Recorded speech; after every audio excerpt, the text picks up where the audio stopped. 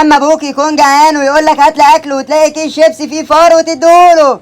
هذا سكولانة. ياض يا ابويا. ايه بتقول لي ياض بعد التربيه دي كلها وتقول لي ياض؟ طب اجري ياض بقى، ايه شوف لنا اي حاجه ناكلها عشان انا جعان ومش معايا فلوس. ايه عايز تاكل؟ اكلك حاضر. خد. يا ابن الكلب طب خد. تضربني يا ابويا؟ دي تربيتي ليك. ماشي، انا بقى هجيب لك اكل. حاضر حاضر. حتى لو انا اجيب له كلب ميت ياكله، قطه تعبانه، واحده مش هش، هروح. طب انا هجيب له ايه دلوقتي ده؟ ايه الكينج؟ خمره دي ولا حشيش؟ يا لهوي، ده في حاجه بتلعب هنا.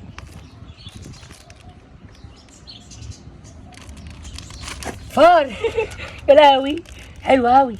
ابويا يفتكروا شيبسي وممكن ياكل.